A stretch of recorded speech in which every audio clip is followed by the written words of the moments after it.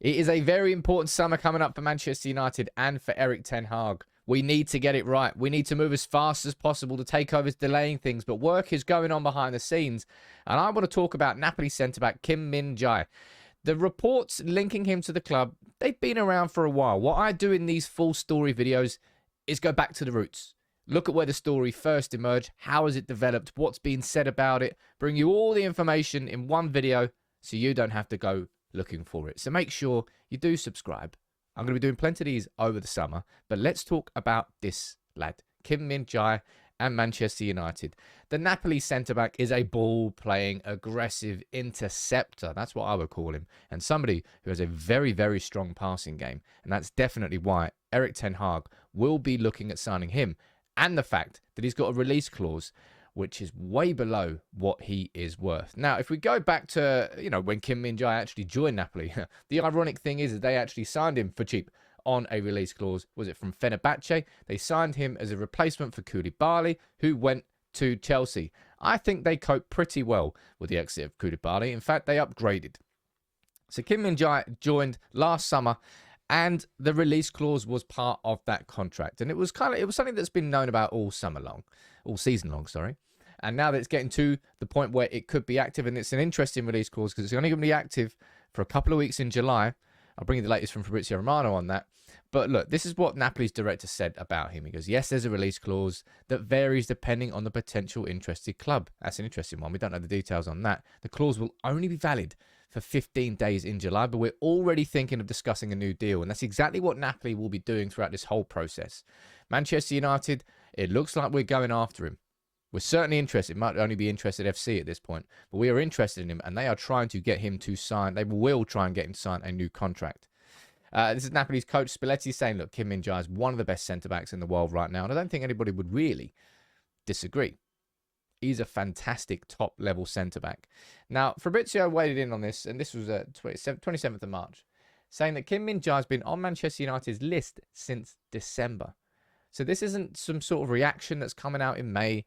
This is Ten Hag and the team behind the scenes at United actually doing some work, actually taking a look and profiling players. Now, you know full well, I agree, Man United need more behind the scenes. When it comes to transfers, we need someone like Paul Mitchell who's leading that, leading the negotiations, leading the strategy, leading everything. We need somebody with experience, our own transfer guru, for want of a better phrase. We don't have that yet, but when it comes to new owners, I imagine that's going to very much happen.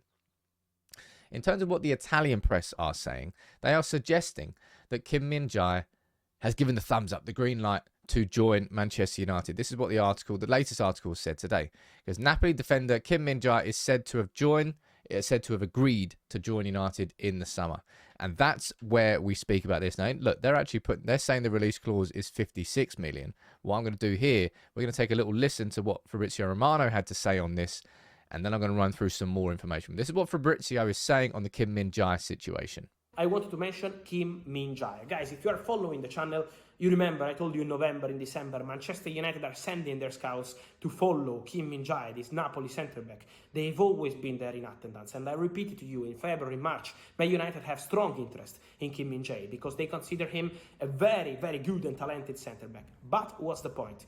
Man United in this moment can't trigger the release clause because the release clause of Kim Min-Jae, a bit less than 50 million euros, is around 47 million euros, is 47 million euros for a player of his quality.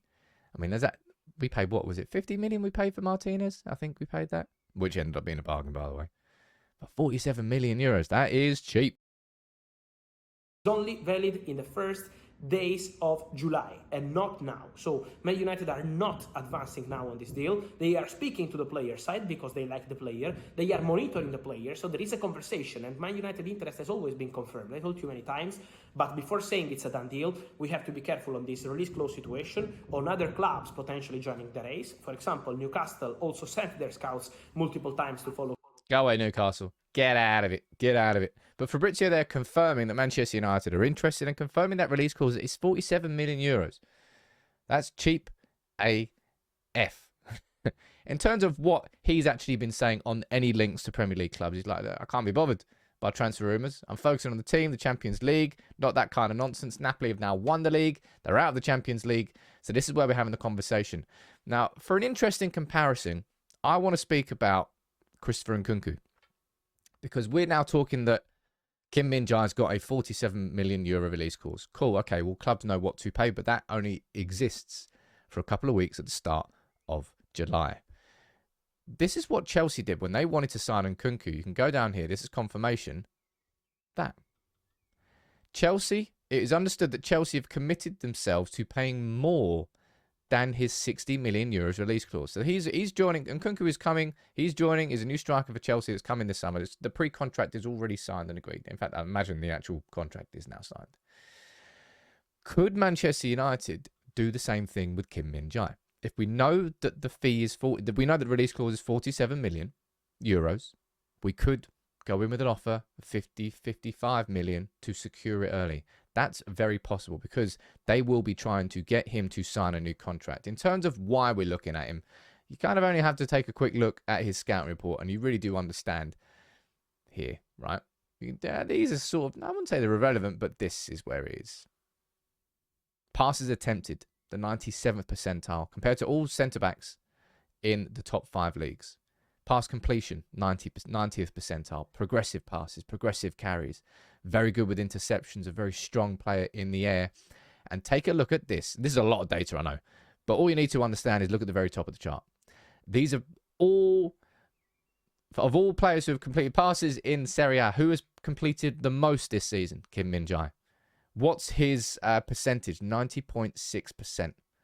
It's not the highest out of everybody, but nobody has, I don't think anybody's progressed the ball forward more than him either. Let's have a quick look. Total distance. No one's progressed the ball forward more than him. He is a seriously good passer of the ball. In fact, he's the best in Serie A. And that is definitely why Erik ten Hag will be looking at him as a potentially fantastic signing and a cheap signing relative to how much those players cost, right, in the market. And I've always been looking at this. I've always looked at Manchester United's inability to play out from the back. I haven't just focused on David De Gea, but I personally think that we should be replacing him this summer. If we're not going to do that, then strengthening what you've got in front of him could make a massive difference. And as I said, you're looking at quite literally the best passer in terms of numbers in Serie A. Somebody who has progressed the ball forward. There's not that many. Well, he's the 7th best ball progressor in terms of distance. Nobody's brought the ball forward more than Kim Min-Jae. That's the strength of his game. And if you take a look at Manchester United's team, right? I ran through my dream team earlier this week, and it was a fun video, right? If you're looking at Manchester United's options, what they could be next season, that's Lautaro Martinez. I'm not Lisandro Martinez. He's definitely not going to be playing left back for us. Left centre back. Martinez there, and Lindelof as a backup.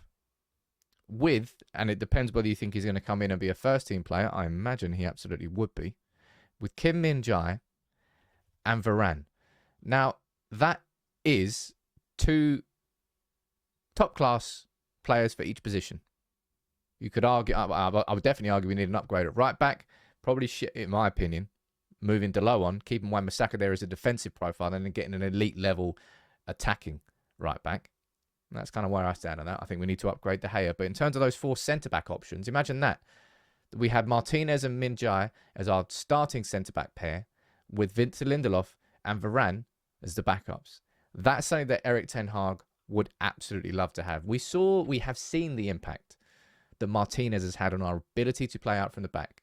We are a different team in doing that. If you were to add this man into it, and you were to have a partnership here then of Martinez and Min-Jae, that's something that you could really see playing Ten Hag's style of football. United aren't doing that enough yet. We're not playing out from the back. We're not confident of playing through the lines. We are kind of going direct sometimes. Min-Jae would change that. Would certainly improve it. I'm not saying that we take Varane and we put him to the sidelines and we forget about him. He's been fantastic this year. But if you're an elite level team and you're in the Champions League and you want to compete for the Premier League, you need 2 world-class players in every position. Right now, we don't have that at right centre-back. We've got Varane and then Maguire. shift Maguire on, get Min-Jae in, would be a significant upgrade. And according to all reports, Man United are looking at him, very interested in signing him, and Fabrizio Romano confirming there the release clause is 47 million euros. It will only exist for 2 weeks at the start of July. But could United go in and pay a little bit more than 47 million euros? Get it done. That could happen. Like with Chelsea when they signed Nkunku. Could Napoli get him to sign a new contract? They could absolutely do that as well. Be interesting to see how this one continues to develop. But that's the full story for now. All the reports covered, why we're interested in him, why it makes sense from a profile perspective. You can let me know what you think about whether it'd be a good signing. And make sure you subscribe to United People's TV because I will be covering all of this transfer window this summer in as much detail as possible. So join the community.